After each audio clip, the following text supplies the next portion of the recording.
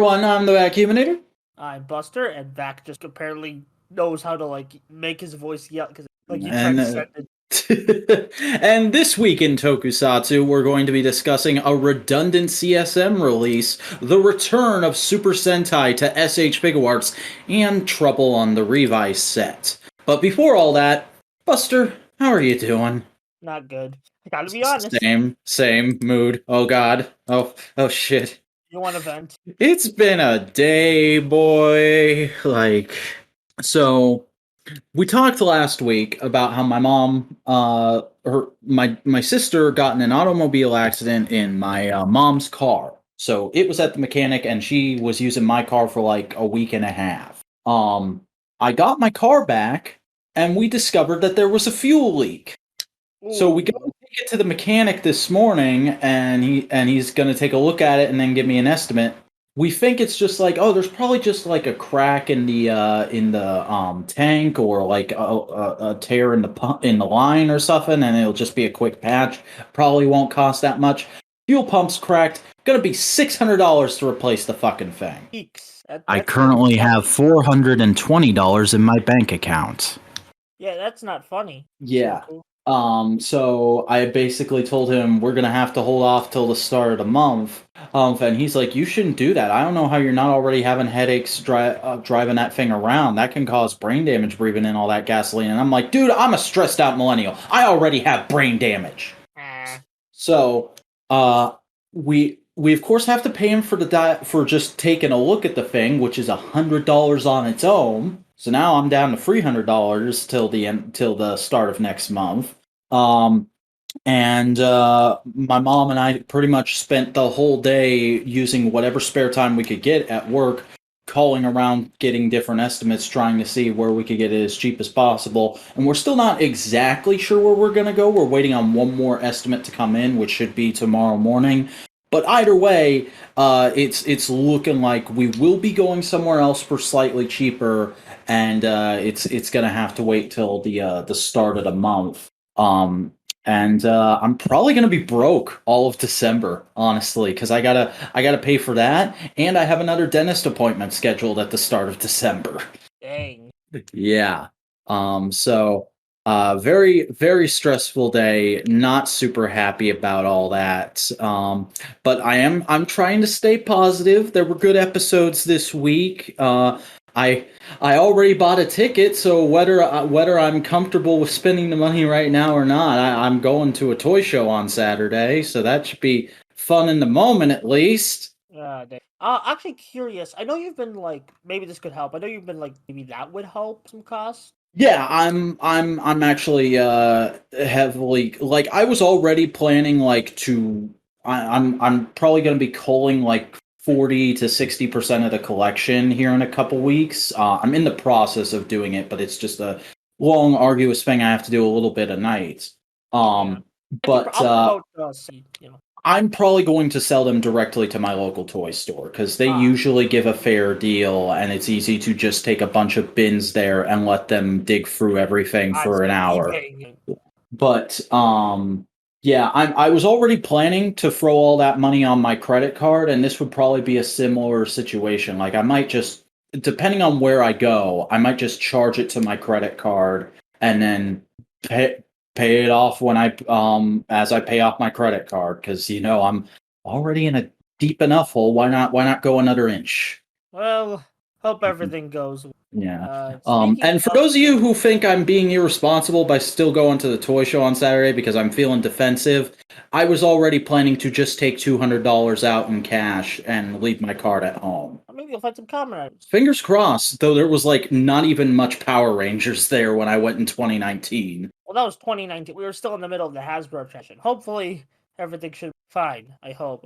We'll see. We'll see what's going on. But anyways, let's get into, some power. Oh, actually, first, I almost forgot. Everybody, if you like this podcast, please support Modular Media, the podcast, the network that allows us to do this podcast. It's a creative co-op that the two of us are members of and produce this podcast under. I already said that, but if you want to help us out in the YouTube algorithm, please like the video, subscribe to the channel, ring the bell in order to enable notifications, and if you're listening on an actual podcasting platform, please follow us on whatever service you prefer because it will help us out in that service's algorithm. And if you want to keep up with when we're releasing and all that kind of stuff, any delays that might occur, follow us on Twitter at the Modular Media and join our subreddit r/Modular Media. All right, that's all the plugging out of the way. We can fucking get to the news. First and foremost, Zeo is on YouTube. Hooray! They actually committed. Yeah. Currently, playlist shows.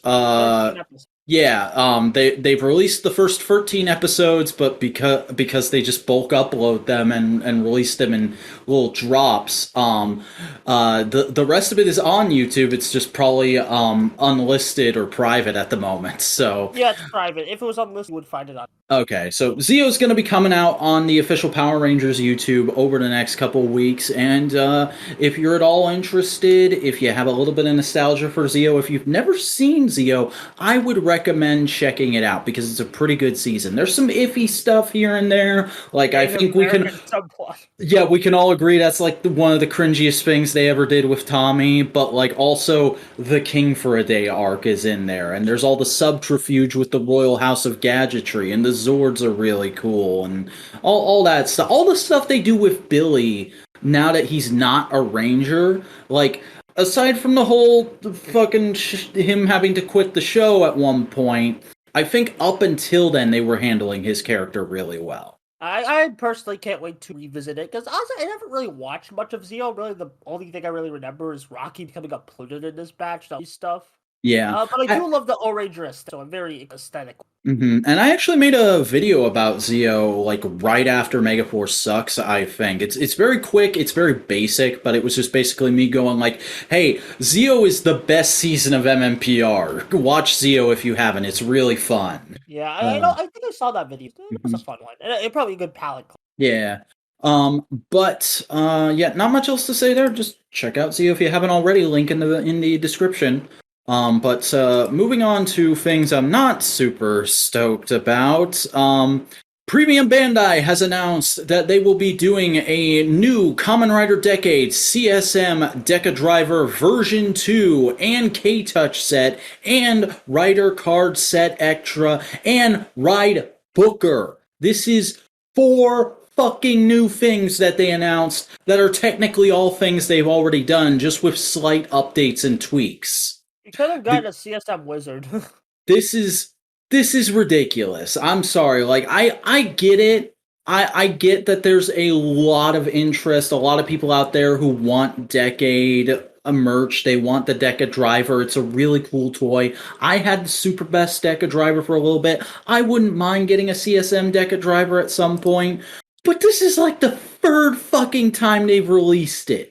And he's the only rider that they've done multiple times in CSM. I will give them this. Kinda like anniversary hype, and he keeps showing up, so there's more toys to be made of him. Like, other than that, that's pretty lame. There is that argument, but like it's only very slight updates this time around, and I'm super annoyed at the fact that like I said, it's very slight updates here and there. It's a release of a thing. They literally just did the new versions of the Neo DecaDriver for those specials, and those have pretty much all the same stuff this has, except it was pink. Like, it's really irritating, and it just smacks of laziness to me. And like.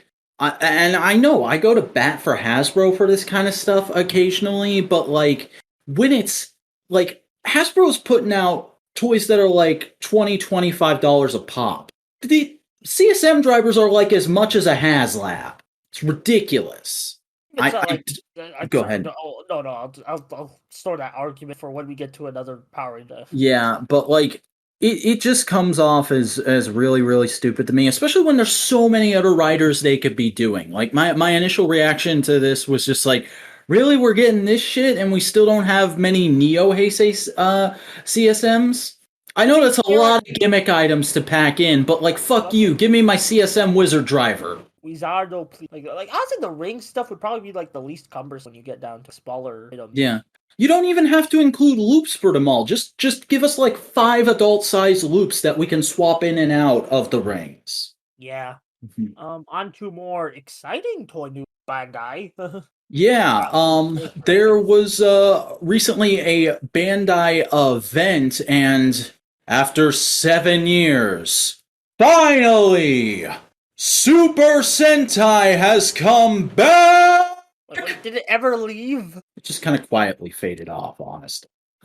There hasn't, like, they showed some prototypes here and there, but in general, like you didn't specify SH Figuarts. I was about to say it, and then you interrupted me. SH Figuarts Zenkaiser has been teased at a press event. We've got a photo of the face actor for Kaito and the suit actor for Zenkaiser posing in front of a little table with the prototype and some of the red SHFs that have been released in the past.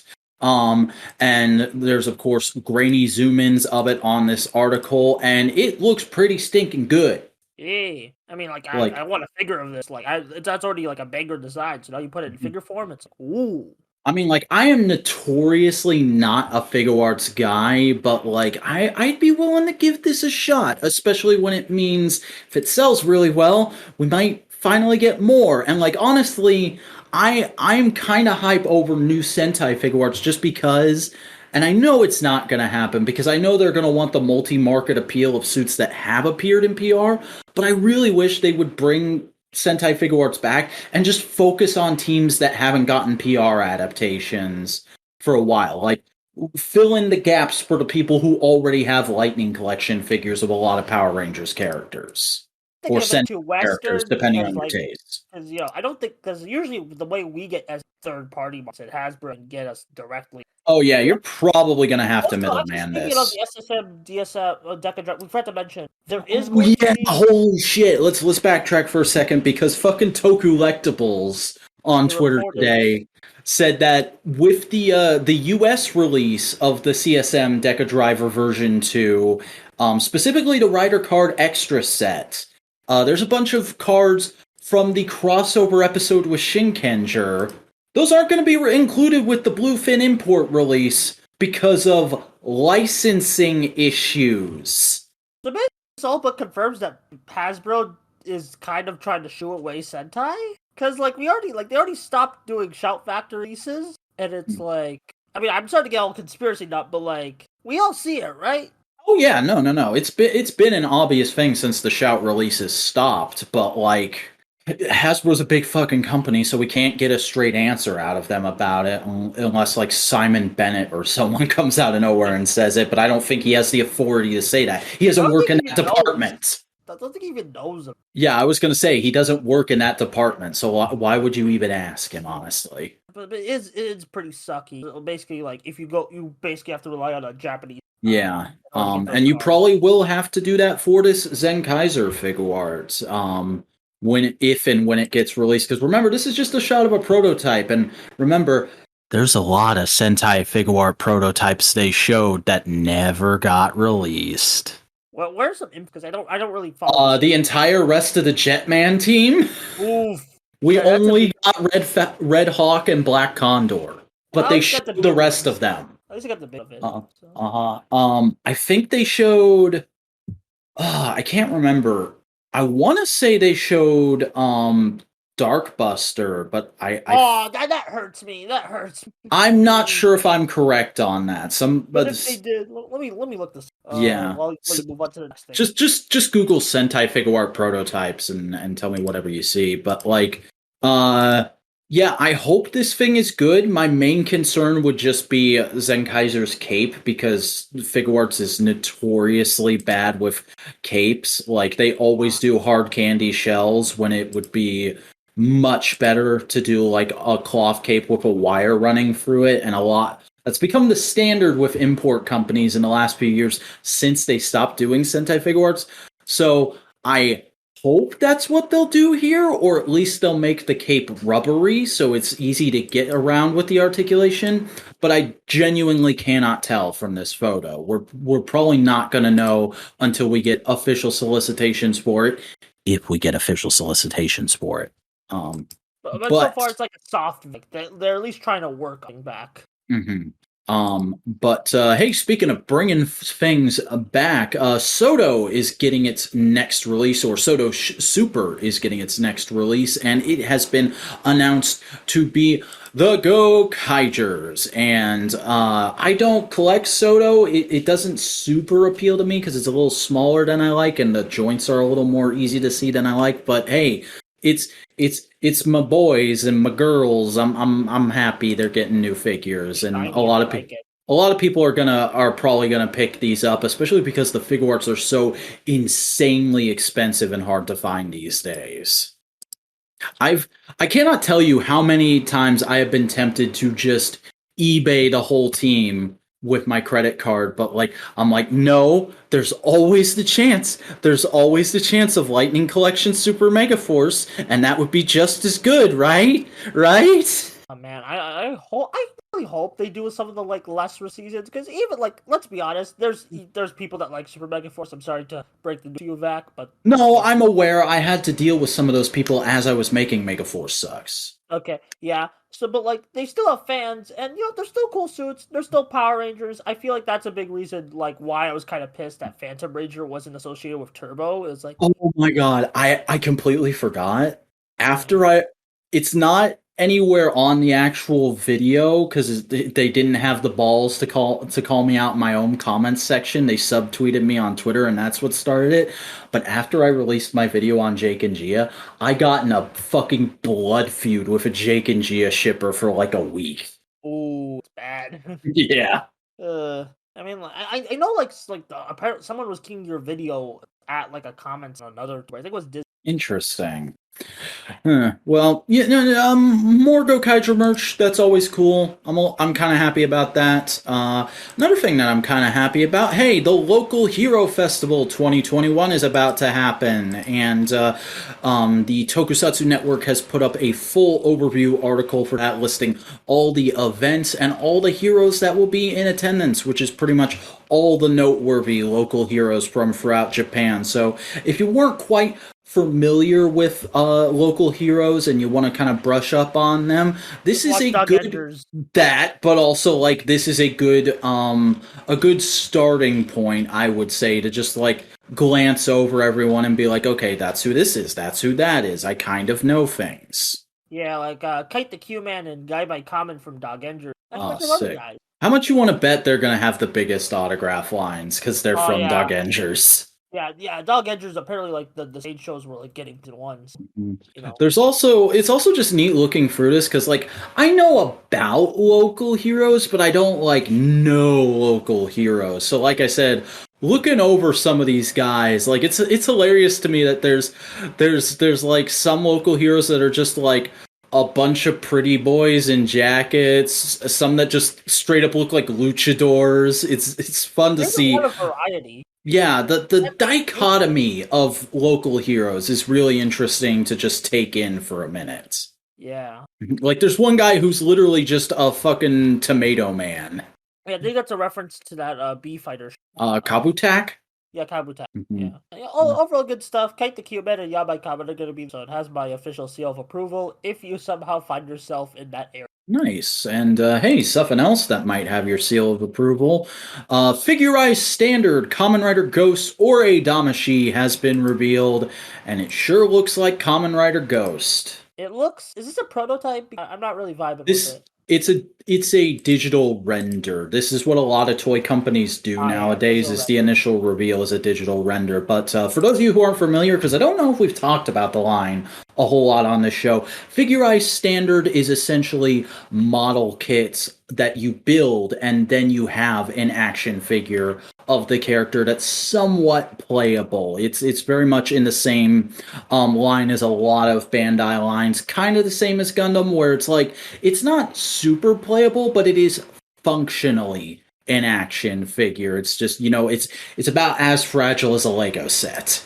Which honestly, honestly, when I get the full reveal of it, I think it's gonna look very good because of Ghost aesthetics, and I love to own some. I mean, we don't need to go into the Ghost rant, but I'll just say, I don't love Ghost aesthetics, so I'm not jazzed about this at all.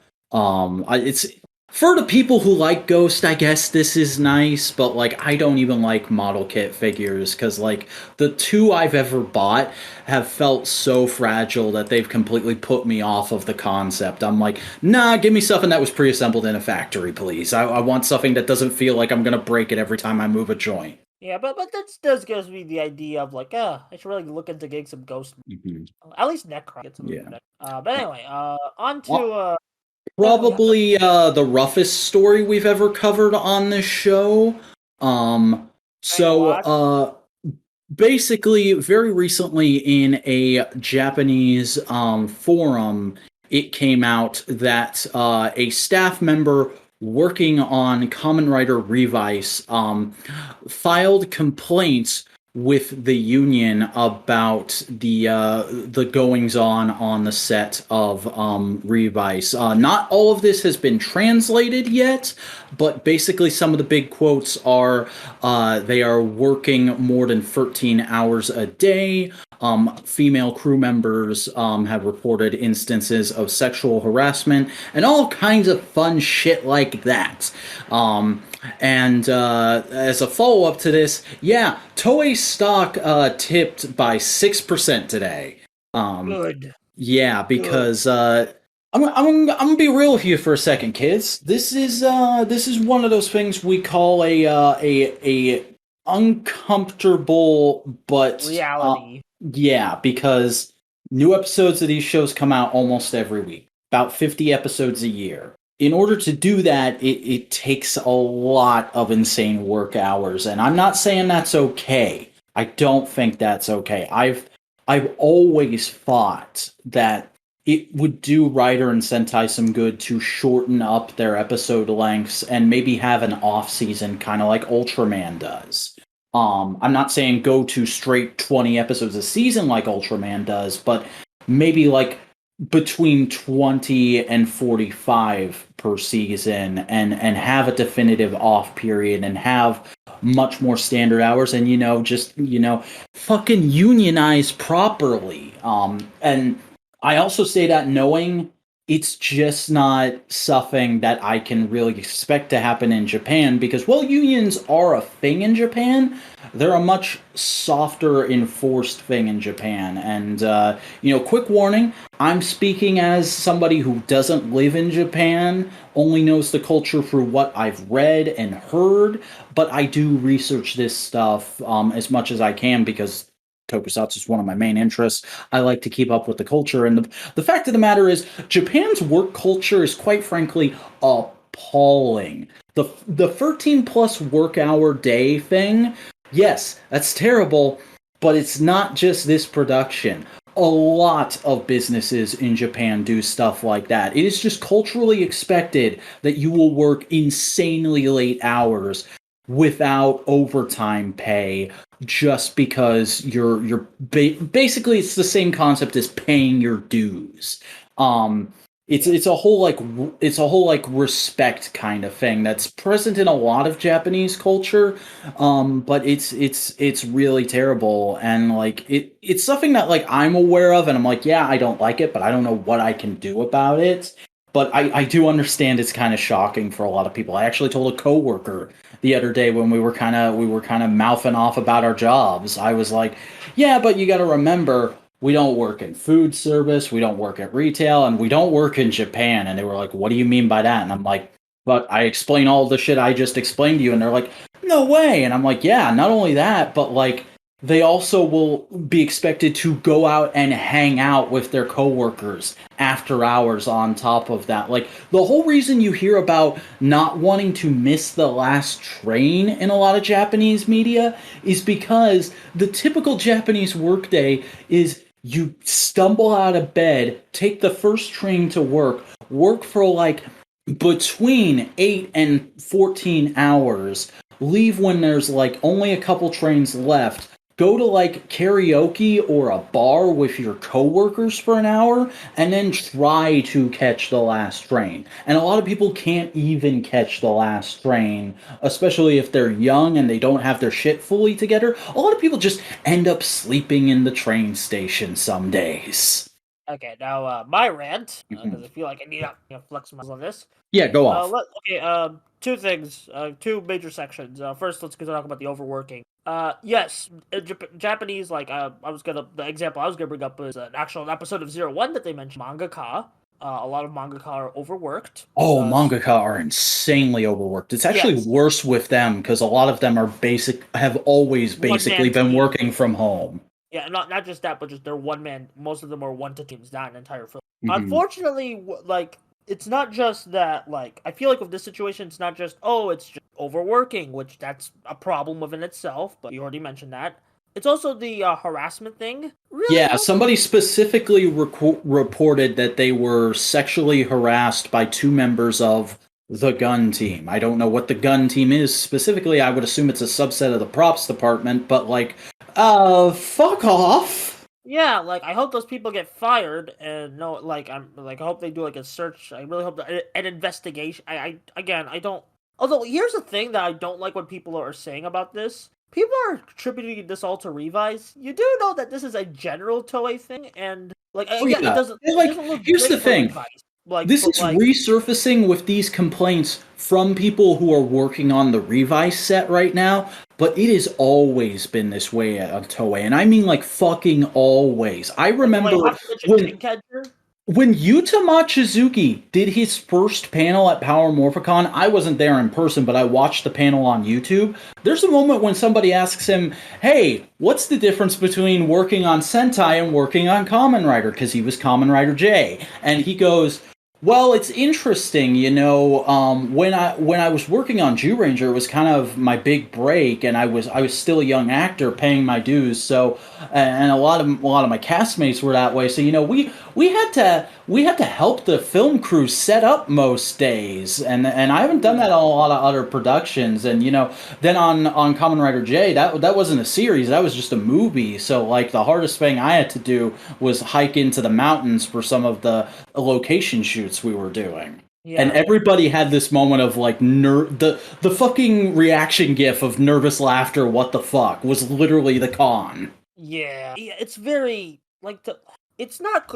Both of this is just not cool. Like, I don't like again. I feel like people, when they attribute it just solely, Revice is being Revice again, that's downplaying the situation. This is a general Toei live action production now. Don't attribute this like. I get it if this turns you off from like watching Revice further, but don't be like, it's a Revice issue. No, this is an issue with a lot. This is just climaxing. And let's not forget, Toei's not the only tokusatsu company with this issue.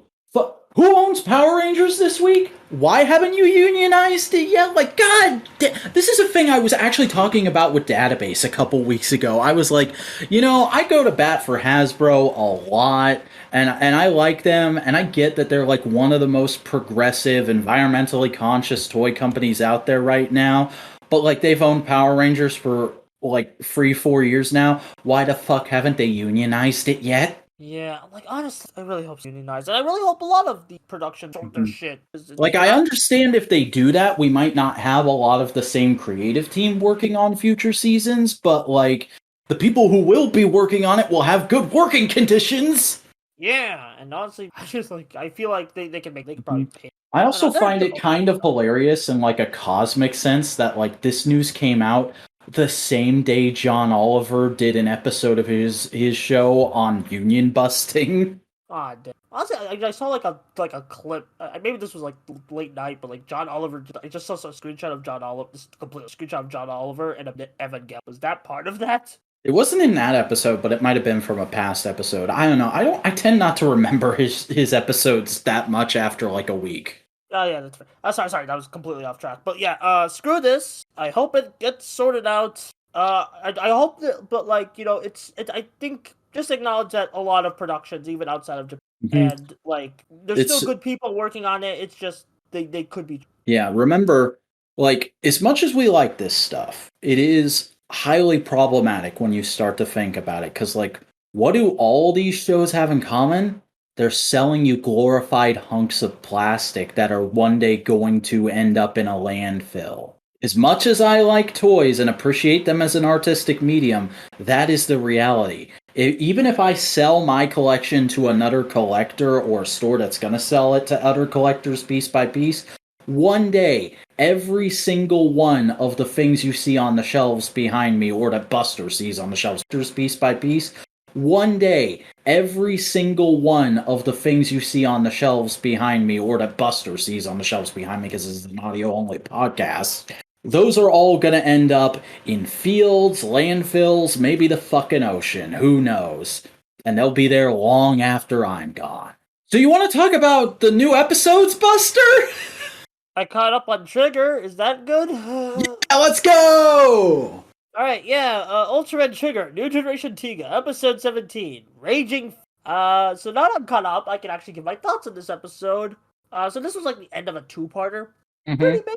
I think Ignis is starting to grow into his own. Honestly, after the Dark Trigger change, like, he's honestly, like, becoming a... Yeah, the first part was a little slow for my taste. I think I mentioned that last week, but, like, this episode was a fucking banger. So much good action, a lot of really cool character moments, and I really dig that we're finally getting to see the Guts Select team act like an actual team. It's not just the main free go off and do the plot of the episode, and occasionally we see the other free doing shit. Yeah, it really felt like a team effort. It would have felt better if we actually got focus episodes on them, but I think they're long gone.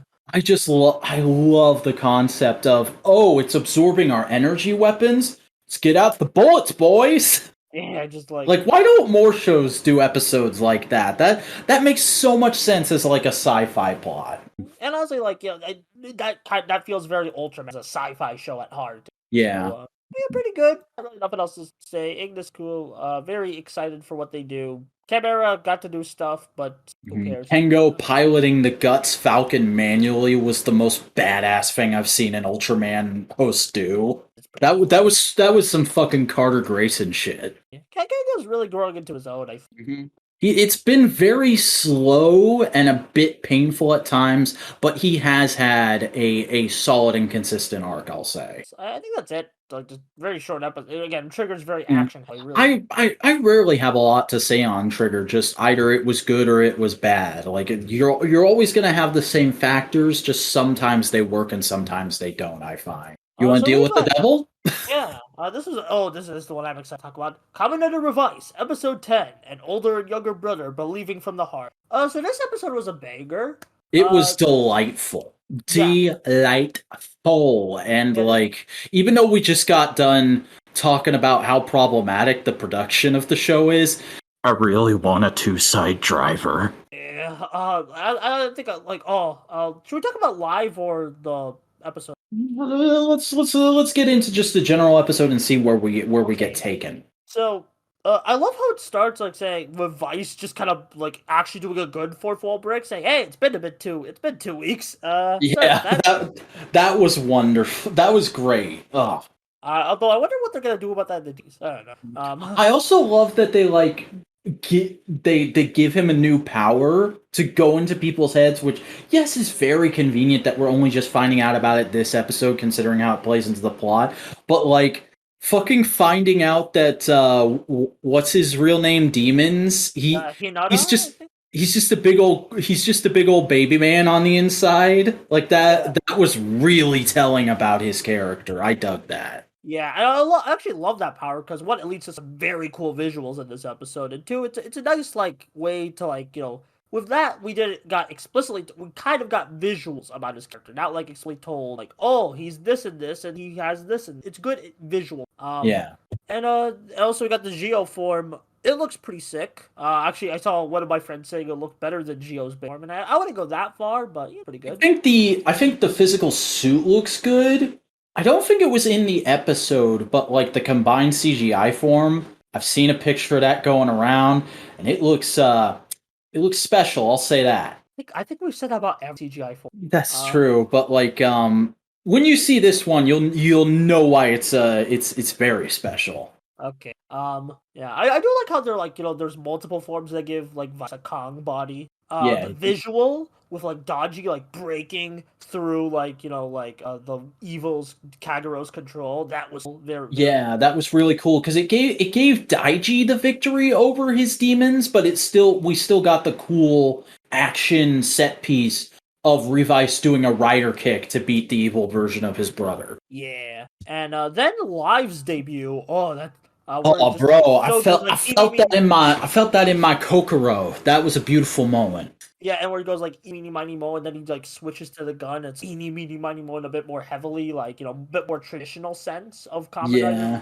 And the precious trust us justice. Oh, Oh, I was gonna look up what the driver's like. It's so yeah, good. and all his finishers are called some form of justice finish. Like, yeah, let's go. I'm not super into the actual suit. I will say it's good, just not particularly to my taste. But like the two side driver is such a wonderful toy. I think from what we've seen of it in the show.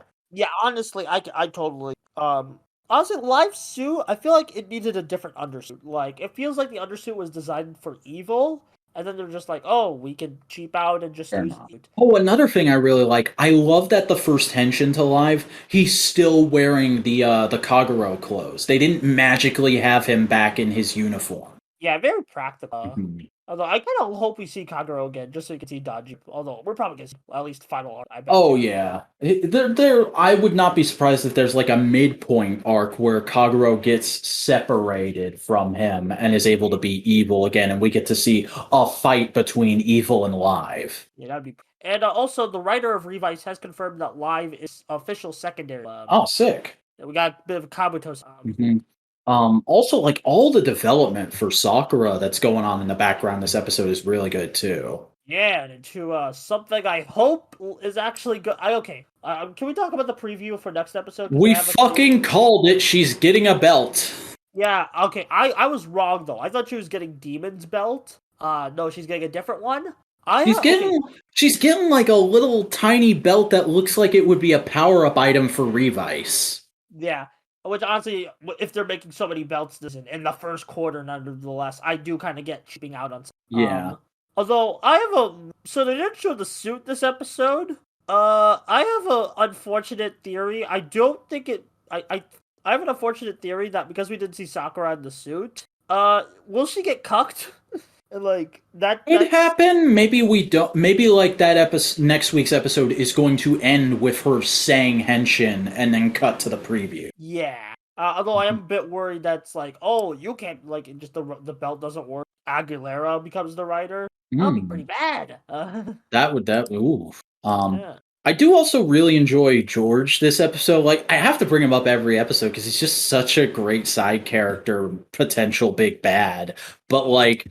At the start, when the Phoenix general guy is like, I can't, you are so disinterested right now. What is up with you? And he's like, I really thought Daiji's gonna do good with the two side driver, and he's doing bad. I'm disappointed as a fan. Yeah, like, and then he marks out after the Live transformation. Yeah, it's like, oh, I love when he flipped the table. That was great. Also just seeing the brothers be all like, I love you, bro. I'm glad you're prospering. I'm glad we finally made up at the end was really wonderful and wholesome. Like I love how this show has a real wholesome root to it. Like there's like some, honestly, it's a good theme. Yeah, it's about family, and that's what makes it so powerful. Also, like when I forgot the theme song played when Live was. Yeah, that was pretty hype. Yeah, and although it does make me like, oh, we're not gonna get it until the final arc, aren't we? Probably, but like I've gotten to a point where I just don't even expect inserts from Rider anymore. They started doing inserts at the beginning of 01 and then just completely like, nope. And then like, okay, you get a bunch, but only in the final arc, and one of them is a thing. Boy. Oh, okay. You're not talking, so you just give it. I have nothing else to say. I was just capping us up. You guys sent the Zenkaiser, episode 35. Diamond Delight? Question? This was okay. Yeah, this is a pretty fun episode. It's obviously all about getting to those last couple scenes. And those last couple scenes are extremely good. And I was kind of like, I don't know about making us wait even longer for that 2 weeks ago. But honestly, I think they were worth the wait. Like just the moment when he's like, "Oh shit, Kaito, is that you in the suit?" That got me, man. That was a Oh little yeah, bit of like, especially the "Oh way, no." especially the way like it was shot and the acting. Although I do like how like the Kikainoids are like they're about to tell, but then the monster makes them all say diamond. Yeah. Like that leads to a great moment where Kaito has to trust them and stuff, and that was good stuff. Mhm. Like honestly, like they used a really gimmicky thing and made it like super dramatic. Yeah, and they also did some fun side stuff with it, like Zenkaiger. It's hard it's The hard for my Kaiser, brain to it's hard for my brain to decide if I'm gonna say Zenkaiser or Zenkaiger. But Zenkaiger as a show has just been so good at like getting as much as possible out of its gimmick of the week. And I yeah, really appreciate that. Like even in the theme song this episode, because the gimmick is it's a diamond monster who just makes anything harder to do. The theme song, there's like a really hard guitar riff at the start this episode, and I thought that was such a cool touch. And like fucking the attention to detail of Kaiser being the one who takes him down and using Juo the world's weapon and them just being like, yeah, we were able to get him because he jumped in the water, and Juo the world's a fishing expert, right? Because they don't know any better, and then they're shocked when the gear makes him depressed. That oh, was yeah, and honestly, like I like that because the writer is the same as Yu so the writer knows. yeah. That was a lot of fun.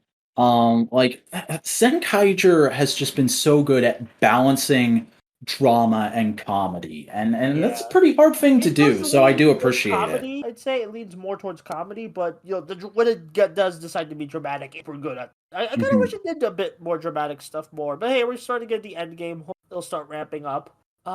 Very interested on what the Christmas episode. Like, just thought about Yeah. now, like approaching Christmas. Like Sentai, they do like funner Christmas Rider most of the time. I know like Ghost had that Mhm. whole let's defeat Messiah in the final. Maybe you get what I mean. I think the Go Busters one was pretty dramatic, but par for the course, Sentai Christmas episodes are usually like a fun romp before we get into the final arc, and Kamen Rider Christmas episodes are usually like the moment when the other shoe drops. Yeah, very interested what Revice is. I I feel like it has to involve something bad happening to demons and George being outed as a bad guy. The Demons is definitely because Like we see a masked figure giving Sakura the belt in the preview for the next episode.